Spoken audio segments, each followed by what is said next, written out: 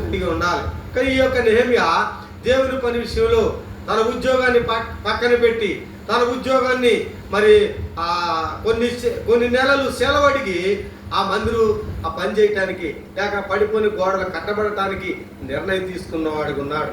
కనుక ఈ యొక్క హెబ్రోను మందిరము స్లాబ్ వేసినప్పుడు అప్పుడు అనేక మంది ఉన్నారు, చాలా మంది ఉన్నారు ఇక్కడ మందిరంలో. అంటే ఇప్పుడైతే మనం తక్కువగా ఉన్నాం, ఎందుకంటే చెదిరిపోతూ వచ్చినారు ఈ మందిరం నుంచి.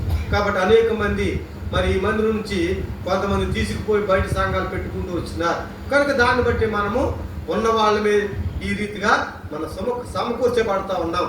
అప్పుడైతే మరి సిమెంట్ కొరకు మరి మా నాన్నగారు సిమెంట్ ఇచ్చారు స్లాబ్ నిమిత్తం, తర్వాత టైటస్ గారు మరి ఇటుకలు, తర్వాత ఇంకా చెక్కలు, తర్వాత సెంటరింగ్ నిమిత్తం మరి సోలమన్ గారు, తర్వాత ఇంకా ఆశీర్వాదం గారు, తర్వాత మరి ఈయన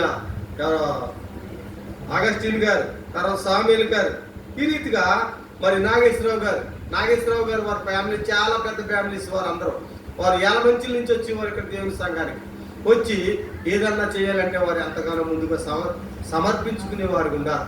కాబట్టి ఏదైనప్పటికీ కూడా టైటస్ గారు, తర్వాత తిమోతి గారు, తర్వాత మరి సోలమన్ గారు, తర్వాత ఆశీర్వాదం గారు, అగస్టిన్ గారు, వీళ్ళందరూ కూడా ముఖ్యంగా ఉండి ప్రతి పనిలో కూడా వారు ముందుకెళ్తా వచ్చినారు. కనుక ఆ రీతిగా అప్పుడు మరి మందిరంలో ఉన్నటువంటి ప్రతి సహోదరుడు వారందరి ద్వారా ఆ మందిరం నిర్మాణం చేయబడుతూ వచ్చింది. కనుక ఎందుకంటే వారు ఎంత పెద్దలైన వారు ఏం తీసుకున్నారంట, శ్రద్ధ తీసుకుంటూ వచ్చినారు.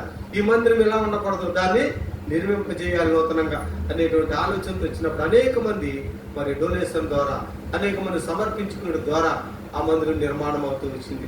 కనుక తర్వాత మరి కొన్ని సంవత్సరాలు అయిన తర్వాత మరి స్లాబ్ లీక్ అయిపోయిన కారణంగా మనం ఏం చేస్తామంట, మేము తర్వాత పెద్దలైన వారంగా నిర్ణయం తీసుకుని ఆ యొక్క స్లాబ్ మరి తీసివేయడం జరిగింది.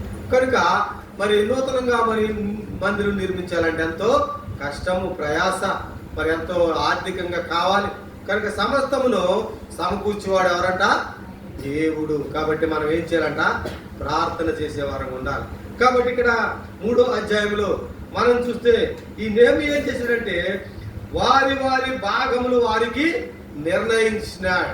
కాబట్టి మరి పలానా సహోదరుడు పలానా భాగం కట్టాలి, పలానా సహోదరి పలానా భాగం నిర్మించాలి, పలానా సహోదరుడు పలానా చేయాలి అని ఏకత్వం కలిగి వారందరినీ సమకూర్చి ఆ మందిరములో ఉన్న ప్రతి దాన్ని నిర్మించడం కొరకై, నూతనముగా చేయటం కొరకై, నూతనముగా చేస్తే దేవుడు ఆశీర్వదిస్తాడని, నూతనంగా చేస్తే దేవుడు దీవిస్తాడనే ఆశ కలిగి మరి నెహెమ్యా ఎంతగానో ప్రయాసపడుతూ వచ్చినాడు. కనుక ఈ 3వ అధ్యాయంలో మరి 1